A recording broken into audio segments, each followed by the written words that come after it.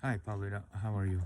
Um, I wasn't sure about making this video, but I just thought about um, discussing with you something about the several scenes that you may have encountered in the biblical text that you may have some concerns with. I would definitely love to clear them up with you. Um, Maybe I should get this off so I can. Okay. I can hear from my other ear, so I'm not gonna be talking as loudly. But I have to be outside to say this because it's some privacy. So I'm getting to a private spot. Anyways, as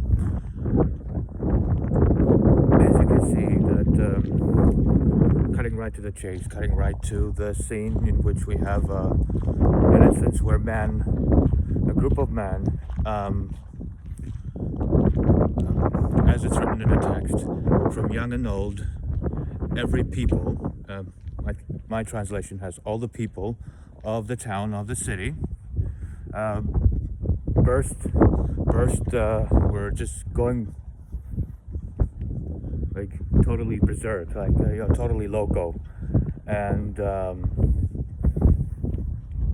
they were all they descended on this house in which three men from out of town have come in to lodge, and they were banging on the doors, and they were demanding that the resident of that house bring out the men the total strangers from out of town, who have come to lodge in your house, because, as my translation doesn't accurately quite capture it, but the other translation, my translation, the book that you have, hopefully the English doesn't distort it, but so that we may know them. So it's just the word know. Now, the thing is, there are ways during which, and because they were struck by blindness, and Lot had to escape, and he went up into the mountain, he was saved. Sodom and Gomorrah were destroyed. You have the whole city being plunged into fire and brimstone, totally gone, destroyed, annihilated, wiped off the face of the planet for thousands and thousands upon years. Yeah, that is what happened. But there are, in my readings, in my zealous study of the scriptures, I know enough about it to say that you really have to know the Bible. There are some days that I'll be reading the Bible 3 days and 3 nights straight, and without stopping, and even then I know enough about the Bible to know that there is just a huge mountain in front of you of interpretation and layers. There are places in the Bible that this scene is more vividly described, more precisely described, giving us the clues as to what the actual sin of the Sodom and Gomorrah was. And we can start by what it means when these men wanted to, quote unquote, know those foreigners, be they angels or be they men, whoever.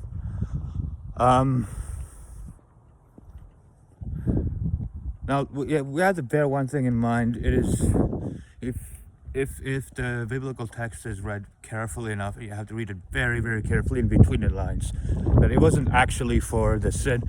Even if these men were homosexuals and wanted to rape Lot's visitors, even if they wanted to sexually violate these three men, it still wouldn't matter, because that's actually not the sin of Sodom and Gomorrah, and not the reason why they were actually destroyed in the first place.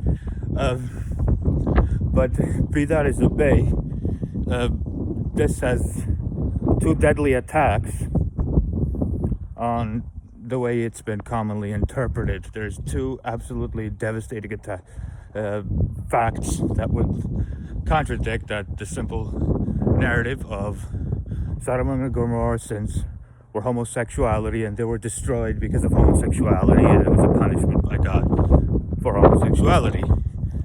That is not the case at all, and it is absurd because it is very difficult to describe it.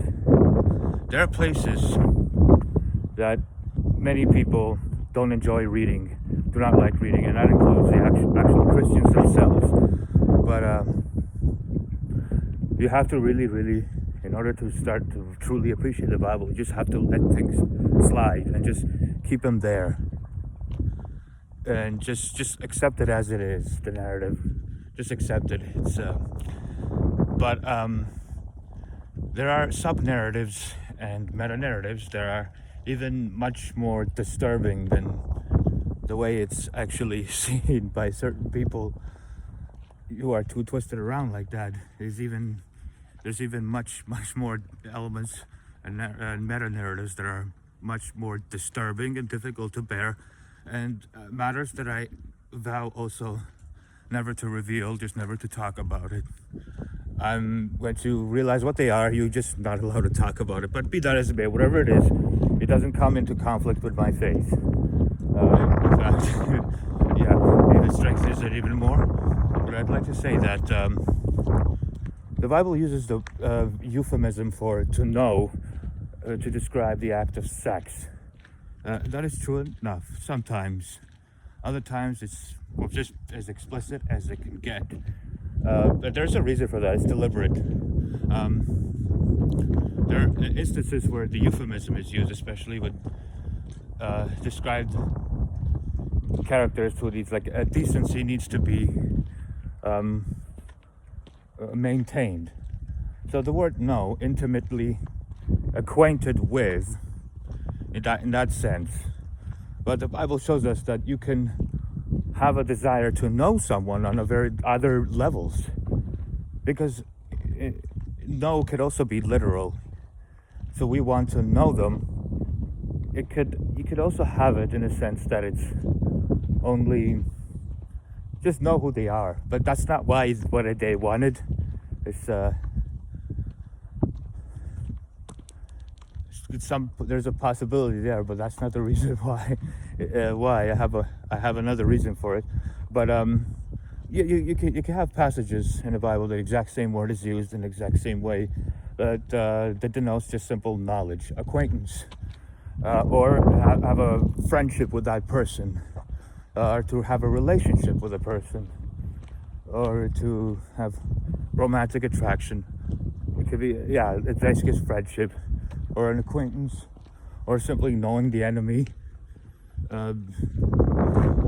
having a taste of, really knowing. And it's a very, very broad term. It could be any type of acquaintance and knowledge on any level. Sexually, it is included, but not all the time. And it is actually interesting because Scripture actually, in that instance, deliberately makes a sexual euphemism. That I'll have to explain it to you it's very difficult to explain, but sexuality is not something that is covered up with a euphemism in this verse, because as a matter of fact, sexuality in reality is actually the euphemism itself. We are read to take it as if they wanted to rape them, or like as if we were it makes us sort of deliberately makes us want to read it that way on purpose. And there's these concept that I discovered called enedras. Now, I can't describe what those enedras are, but let's just call them tricks and traps. And it is meant to believe that when you read it, it's like, oh, they wanted to have carnal acquaintance with these men. But the sense of Sodom is actually something different. It's much more, the level of knowledge is actually much more more intimate than we are actually meant to imagine it. That's what I'm trying to say. And that's what the way Bible amuses the reader. It teases it out. Because the real interpretation is, however these men wanted to know those three men, it was more than just sex. It wasn't even sex. It was a form of acquaintance that was 100 times like more intimate than that. It's it doesn't wish to describe it, but let's just say it involves sitting down at a table and eating and drinking. And because think about it, and there's in other words, this is a fragment of a story, of a recollection, eyewitness recollection of a historical event that actually took place. So hang on to this scene as more of a piece of a jigsaw puzzle. There is a whole picture ahead of you. This is just one tiny puzzle, but you have an important fragment here. Yeah. And I trust that you won't share this video ever. You keep it hidden. Maybe delete it, preferably, or just keep it hidden if you want to keep it. But I ask for this to be private. Yes. Anyways, the places where it describes, yeah. In this instance here, there are others, but first of all, you have to also realize that at what instance in throughout history or anywhere in the world today do we have people, the whole town, the whole city, on a mass scale, showing, barging in, all of them, surround a small, embassy of a foreign embassy, demanding that they all had sex with this, with three, delegates or three diplomats, foreign diplomats that came to the earth. Danish diplomats or something that came to Canada, a certain town, or let's say they came to London, Ontario, and everybody in London, Ontario suddenly goes cuckoo caca and just rushes to the hotel where those three delegates are, Danish delegates, and they all want to just rape them, all hundreds of them, thousands of them. I don't know how much that actually makes sense, because this just never happens. First of all, in any given society, the rates of homosexuality is very low, and it's less than 3%. It's somewhat 1%, and there are people who are, flexible, but it's a very, very tiny minority. You can't have a whole town, and you can't have a whole community doing that same thing, suddenly going crazy like they're bewitched. It's just absurd. It just makes no sense. And it's not because the authors themselves were idiots. No, it's because they were very, very crafty. They knew everything. They knew all that. Second of all, the second point is that it's also wouldn't be for homosexuality itself, because there are other places in which these events, these very kind of events, are described as being perpetuated against a female. So we have heterosexual crimes committed at that level, a group of men, and a city that was responsible, but that as a result of that sin, the city was completely and utterly destroyed. We have that again and again. So, and we have instances like that, and it's really not because it's we have instances with anyway, just men wanting to rape women, and they had the whole city destroyed.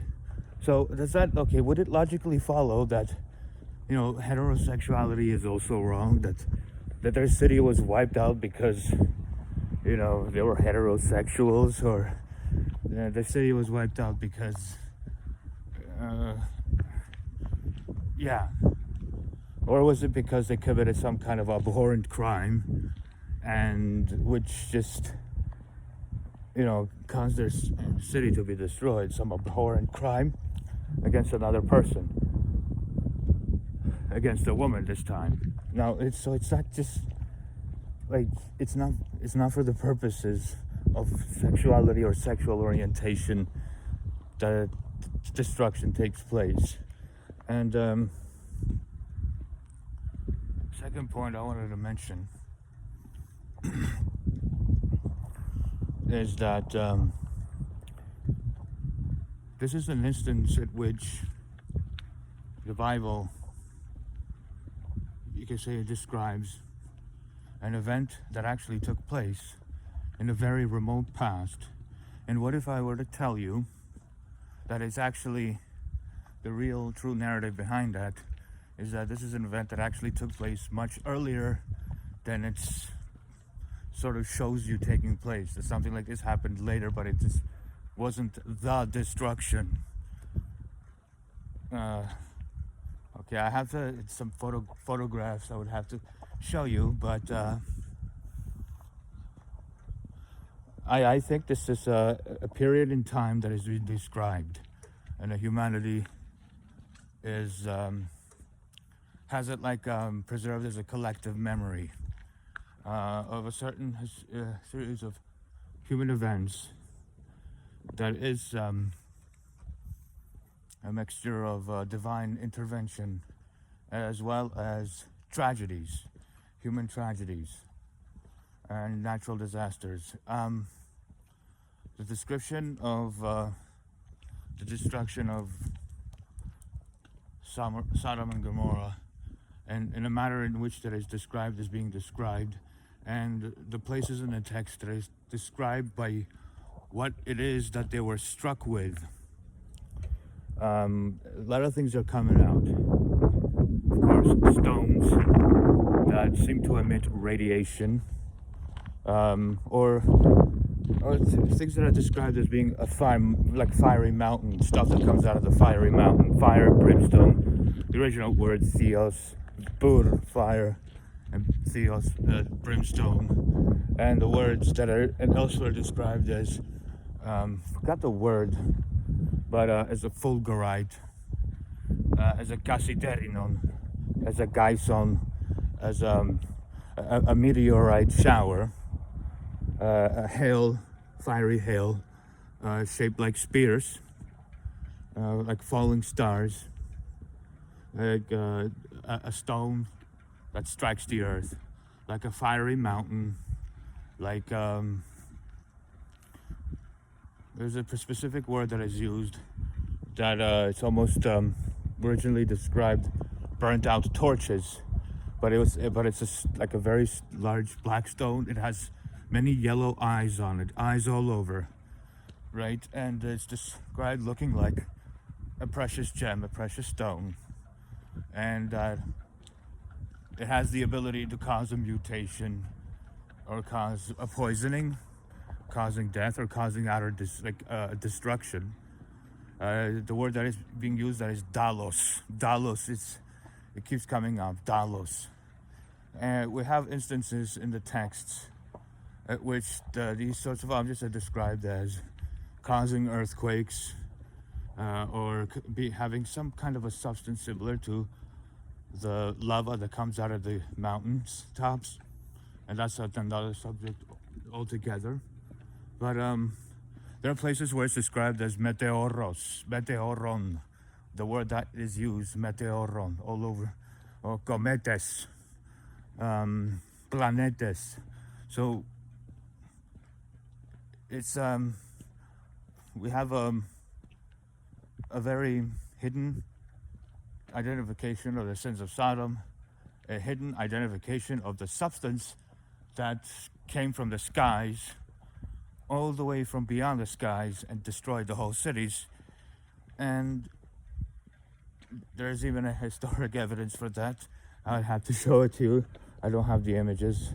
But this refers to a remote period in the history of humanity. What happened was that there was a comet that struck the Earth at some point and destroyed the two cities that might possibly be taking place remarkably in central Italy, but much early, like thousands upon thousands of years prior to the actual lifetime of Lot and Abraham. That it took place maybe around, I don't know, 4000 BC or something. But that this is a period in time that is so remote that those two cities were all that was contained of humanity. And those two cities were, there's no human being beyond those two cities. When those two cities were destroyed by this event, there was only a few people left on the planet. And a few people left on the planet, Lot and his two daughters. Those two people, two daughters and a father, were the only people left on the face of this planet after the destruction of those two cities. The word Sodom, and I also, this is one of the things that I really want you to be keeping secret, because one of the names of those cities, Sodom, actually, it's one of the names of God. And it's one of the actual hidden names throughout the text we have of God. Please do not reveal this. His name is not Sodom. It's pronounced different ways. It's a fragment of his name, more like a phonetic distortion or an obfuscation of his name. His name is hidden there, but it's not revealed for the sake of sacredness. And you would have to get to that point at which you'll be at the text where I would show you what that name is. And you can see that name Sodom connects it with the name of God. And another instance, Anadra. God was in that very destruction, but not only that, but it's also a protective shield. Because in reality, when you go to Sodom, you see more like where God was, God himself. But the real Sodom, the real city, whose name probably maybe is somewhere else in the text that I haven't found, or maybe just gone, because it was never inhabited again.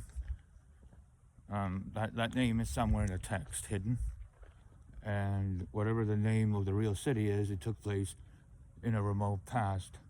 But the Bible won't tell it to you that way directly, but will only tell you that story through an event in history that took place afterwards in a different time period, and that afterwards is a time of Lot, but that it wasn't as severe. It didn't destroy the entire humanity. Or maybe it was an event that destroyed only the inhabitants of those two cities, but that human beings were scattered everywhere else. Yes, in the days of Lot, that's how it was, likely. But in the meta-narrative, this event takes place in a much more remote past. Much earlier. And they were even plunged into the sea like a stone. And it was actually an island. And there were cities in central Italy and other places in the Mediterranean where we had places turn volcanic eruptions at which, because of fire, brimstone, and also turning into salt and pillar, actually does take place. It's actually scientific. You do fossilize you turn into a fossil, and you are remaining. And I will show you the two cities at which this happened. And it is frightening because we have the right here what happened exactly. The Bible will come alive, and it's gonna kind of shock you. But I mean, it depends on like how the level of sensitivity, because like I don't know, for people that I've known from my church, they would have been shocked. They would have like totally screamed their lungs out. But for me, it's not a problem. But it's actually really cool. But that it refers to that like very remote history, and a meteorite shower. Where we think God is, he's actually somewhere else. Where we think sinful man is, he's actually somewhere else. And what we think is sinful is actually something else. But we actually think, yes. Anyways, there is a place at which Jesus is described as asked, okay, there's a place in the New Testament, the Gospel of John. Fast forward to Gospel of John, thousands of years later. After Lot.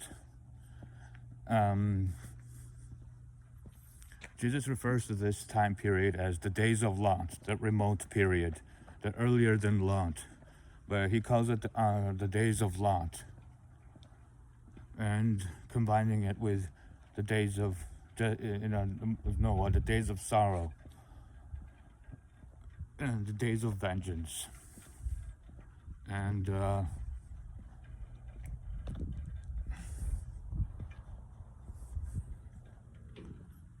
this I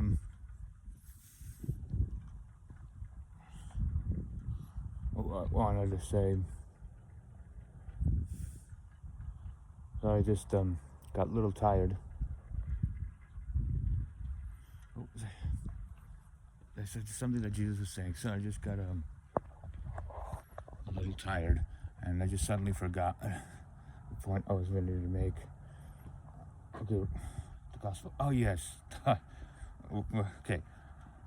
Jesus is described in the Gospel of John in chapter 2. John the Baptist identifies to his disciples as Jesus when he was walking by the seashore. Behold, the Lamb of God who takes upon himself the sins of the world. The sin of the world, singular. Pecado del mundo, right? If you have your translation. If it has sins of the world, is a mistranslation. It's actually singular. Sin of the world. Pecado del mundo. Peccatum, mundi in Latin. Hamartia tu cosmo in Greek. So you have it singular. And there was a point at which his disciples asked him, Lord, what was actually the sin of the world? So in other words, what is the sin of the world? And also in referring to the original sin of Adam and Eve. And who were these Adam and Eve, I suppose? So he is asked, well, what the sin of the world is. He gets to a point during which he says, there's not really the sin of the world, but this refers to an event that resembles something of the nature of idolatry. So, in other words, he's saying that, end quote, in the nature of idolatry. Okay, so that's an end quote there. Yes, this is an enigmatic response, enigmatic and cryptic saying of Jesus. The sin of the world that is written of in the Gospel of John, Jesus was asked about that later in another text, and he responds by saying, this actually refers to something that took place in the past that is involved, that has something of a sexual nature, something that is fornication. That is the word that he uses. It's two things that should never have come together.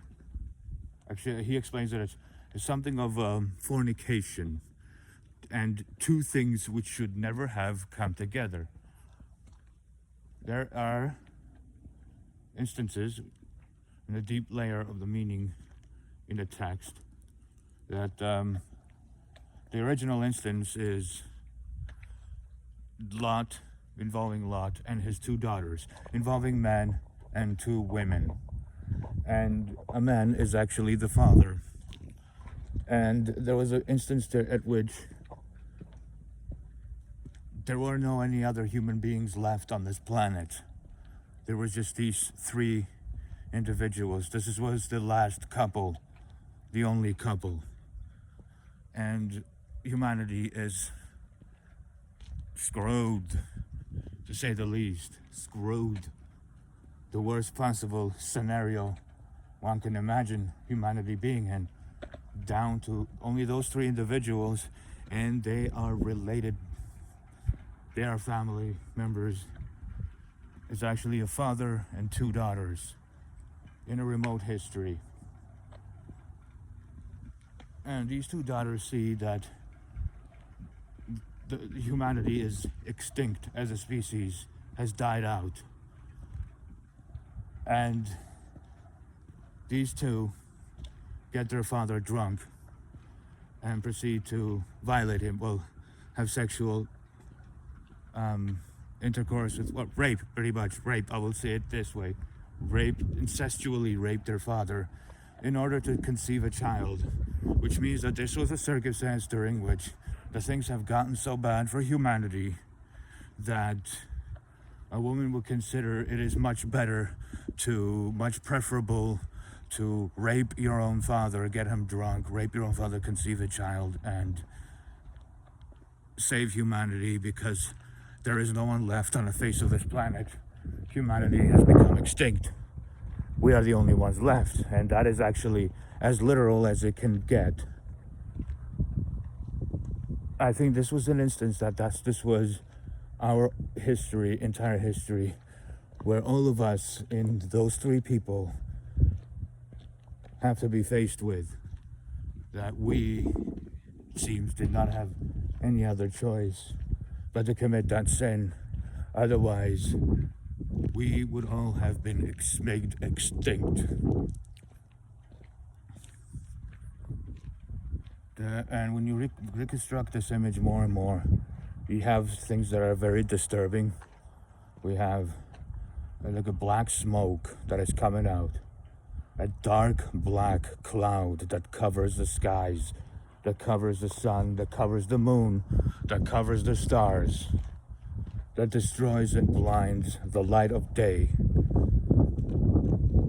that destroys the lives of people, that destroyed the lives of people, that brought them death. That darkness was so thick that you could even touch it. You could even handle it. It was felt. It's called the Skotos Pselafeton. Somewhere else called palpable darkness. A shade, a shadow of death. And it was palpable. You can touch it. You can feel it. You can feel your shock. You can feel death. And it's like a taste of death and a smell of death even. There's a word that is described as Thusodia. This is a smell of death, like satanic smell. It gave humanity a PTSD that is actually so ingrained in our DNA that each and every one of us, in a sense, kind of instinctively knows, or at some level is aware of this story, this sub story. And most people won't necessarily believe me, but there was an event that took place even historically where this has actually happened, and it has happened as vividly as is described. And not only that, but it had happened again, actually, and also at the very spot that is being described as happening. It happened again, but this time it was like over many thousands of years after it had happened at that original event. and at that very spot. And it's just that maybe the inhabitants at that third period just were too stupid, and that more likely because of that. But Bible recalls an event taking place in remote history that nearly killed off the entire humanity. So it was so bad that it was only down to a couple of daughters and the father. And I think I can go so far as to saying that this is the original sin, the original crime of humanity. This is the Adam and Eve. Maybe this is the Adam and Eve. These are the people that has been described as being actual, real Adam and Eve.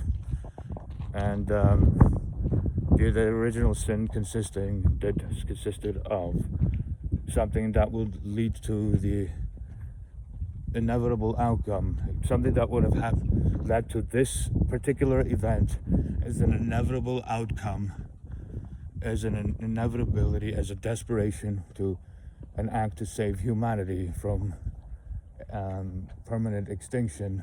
So that means that we are actually, all of us, all of humanity is in fact a descendant of an incestuous couple plus one, like three people. There's not even a word that is just three. There is, it is morbid, but the beginnings of humanity are described as coming from that event. From that event, a different type of humanity came into being, different type of, maybe you could say even species, because this had such a traumatic and such a messed up history, so traumatic that it would have made a permanent mark and a scar on just how we see each other, how we treat each other, how we see the world, and the level of self-awareness, development of the self, sense of self, and seeing universality of all things, seeing God in all things. It led to some sort of a revival afterwards, a knowledge of God shortly after that event, as humanity was once again propagating by incestuous unions. Now those would have been, their children would have been a brother and a sister. They've had incestuous relations, and they had cousins, incestuous relations, until there was enough of human and beings still replenishing that they were still remote enough, and they just had to scatter around the face of all the planet, because they were concentrated in one area, and just they had to go. And we gave birth to a new sort of species. One previous to that was, one may say it was a different species, was not even human altogether. It was more of our childlike state, development, during the state at which that we were like pretty much children compared to what became of humanity afterwards. Much, much more mature, more advanced, more self-aware, more understanding, and more compassionate, maybe even compassionate. Maybe there was just such a degree of savagery and shame at that time that those sense of shame and sense of self-consciousness had not yet quite developed in that sort of prefrontal lobes there. But this traumatic event forced our frontal lobes to develop more, to be more refined, and to have the ability and more greater capacity for compassion and empathy and good things, sympathy, and ability to imagine another person's pain. And so it's a mixture of these things. And I'd like to close that, yes, sins of Sodom and Gomorrah, even if it was homosexual, it doesn't matter, because that's not the real reason why they were being destroyed in the first place. And two, it's not homosexuality that they wanted. It's actually, well, they wanted to eat them. So that's that. And we can go over this. It takes forever for me to describe to you why. why I think that is, but it will have made sense after I have shown you the text also more closely, and after I would show you that I this event is described many other places around the Bible. It is hidden there, but even in the proximity of that text itself, these men were looking for something else. Someone they had just had to ceremoniously perform something. The entire city was out in the streets because it was a festival. First of all, the entire city wanted something to do with three men, and that is to bring them out in public, ceremoniously, in order to sacrifice and to eat of their flesh and have drunk of their blood. And it's somewhat mixture of a religion in there.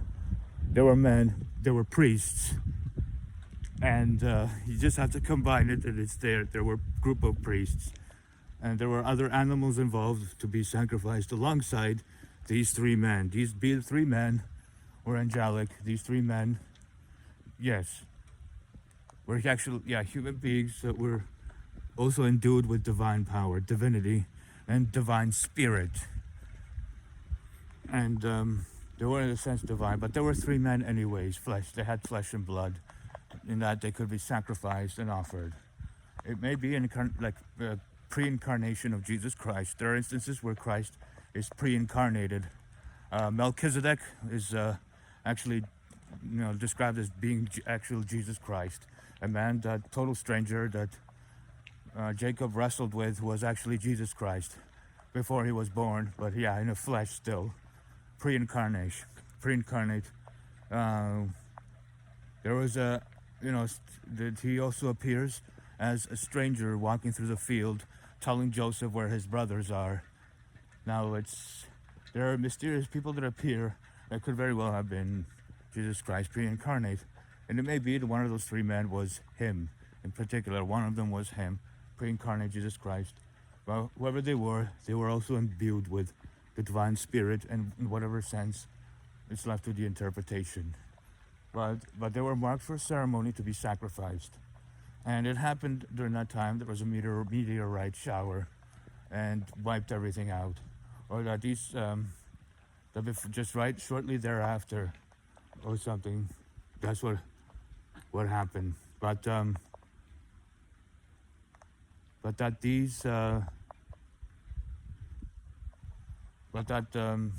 main man, Lot, he fled to the mainland of some remote place in order to be saved.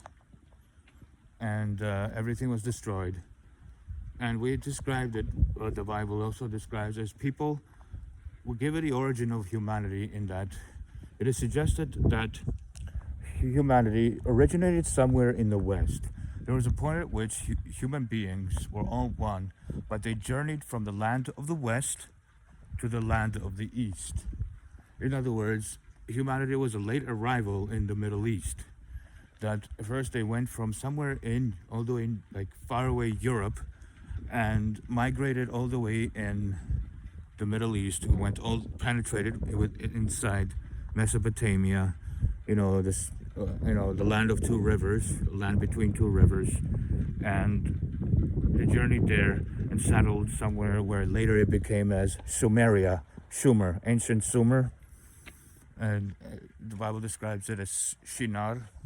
They settled there, and from there, humanity, propagated everywhere else, and then they went to India and to, Iran, and they just kept crossing the oceans and seas until they went to the New World, and they propagated the entire Europe once again. So you can see that this was very, very, very remote, prehistoric event. This was a period of time that was more primal, that was more primordial, and more primitive. But that after that event took place, that humanity experienced God and have seen God, and that could have been maybe the real turning point in the history of humanity, an axis history, a hidden history, and seeing God as the light, experiencing the light of God. And this took place collectively. And that's another story altogether. It's also one of the hidden narratives. But this is only a part of the story. The destruction of the near extermination of the human race is only a part of the story. There's more events that took place, and that's why it's good to explore the entire Bible. And there are more things that that would just blow your mind, and it's mind-blowing, and it will show you that it's the Bible is actually very precise, very accurate, and very scientific, actually describing remote, historic events involving cosmic disturbances and meteorite showers, asteroid collisions, radiation, nuclear radiation. And this is something that we have even scientifically having taken place in the Earth's history. And it gets more and more vivid. Keep in mind, Dalos. It's described metaphorically as shaping like a spear, like a geison, or Siromastes. But it's also described as having a tail, it's described as pretty much what a shooting star is, and it rains fire and brimstone from the skies, and it destroys the entire cities, and these could be turned into rocks eventually at some point. They're like thunderstorms. They're like thunder striking a plot of ground, but that it's also a stone, a small, sharp stone, very heavy, and even radioactive. It's described as cometes. And there are a lot of the different words that is used for it.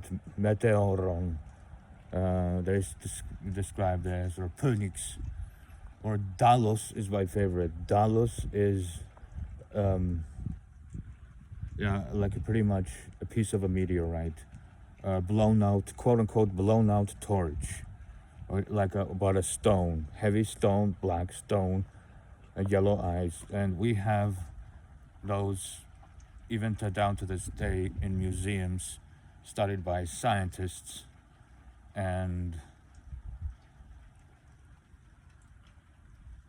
they were turned into like a very precious artifact afterwards. These stones. Now this is not the stone, by the way. It's also not what I think the only thing is. It also refers to another thing yet again. It goes even farther deeper, and there was some kind of a force that is just being described, in which is found the presence of God, but it's used also as a symbol for the presence of God. It's more like the glory of God, or what it would also look like if you could compare it with something like a parable. It's disturbing. But I won't say anything about that. This is something private. And this is something just between me and God. But there would come a period when you read it more and more, the Bible, you would see that. And yes, it's something precious that you just have to keep inside you. And there is getting back to the stone, a fulgurite. And describes it as a fulgurite. We have fulgurites, very spear-like shaped, fossilized. It's what it is. It's a fossilized thunder, a fossilized lightning, or fossilized meteorite, a fossilized fire that came from the fire that would be from at the tail end of a meteorite stone that would strike. It's like pretty much a fire that's been made into a stone. So we actually have the actual fire itself in the form of a stone. These are called fulgurites, and they're in museums all over the world. And there are events that are described as being taking place during the event where there was, a fulgurite bombardment. Um, there are more such things in the Bible hidden throughout. This is as far as I'm willing to reveal. I'm only revealing also to you. I'm revealing this just so we're clarified about what was the sin, the original sin, the sin of humanity. What was the sin that is referred to as being the sin of Sodom and Gomorrah, the sin of the Sodomites, the days of Lot, the days of Sodom and Gomorrah that is described as cryptically, as it was in the days of Sodom and Gomorrah, or other ways. And I will be taking hours to get into it. And what was it that Sodom and Gomorrah, Sodomites and Gomorrites wanted? Yeah. Oh gosh, I talked for an hour. I'm not sure if I will be sending this to you, but maybe I was thinking about at some point in the future, and you'll have to excuse me that it has given me this long to give you this video. But know that there is much more elements in the text of the scripture. But I will keep this for now, and I will give this to you at the right time and at the right place. And who knows when it will be.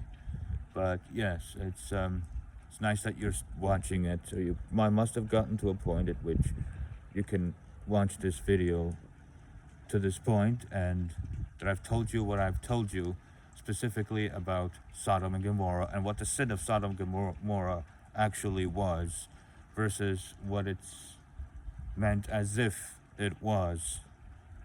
And that's pretty much what I have to, my take, my commentary, or my sermon, actually. Use this as a sermon on what I think the sin of Sodom and Gomorrah was. And yes, please keep this hidden, and please keep this private. And you'll have discovered, yes, there are indeed more things. And everything comes in its own time. But you become more and more appreciative of the text of the scriptures and the richness that it gives us and the enlightenment that it gives us. No matter how disturbing, there are equally bad things and disturbing, horrifying things in there as there are good things in there, beautiful things in there. For whatever evil happened, the exact opposite took place. These are the light and darkness are pitted against one another. There is equal amount of light as there are darkness. So when you see something that is so dark, that is disturbing, that it's just horrifying, that it's like immoral even to describe it. So therefore there is light and goodness and love and truth and beauty that is to that degree as well. These are called antitypes. The evil is a reflection of the good, and the good is also a reflection of evil. They're like contradictory, like opposite ends of the spectrum, like minus and a plus. So they're like, to keep each other balanced. And these are equally opposing forces. So there's like a minus and a plus, yin and yang, a positive charge and a negative charge. So it's all over the place. And thank you for listening to this sermon. And as I've sent you this video, I will have identified this as a sermon. Thanks. Oh, peace.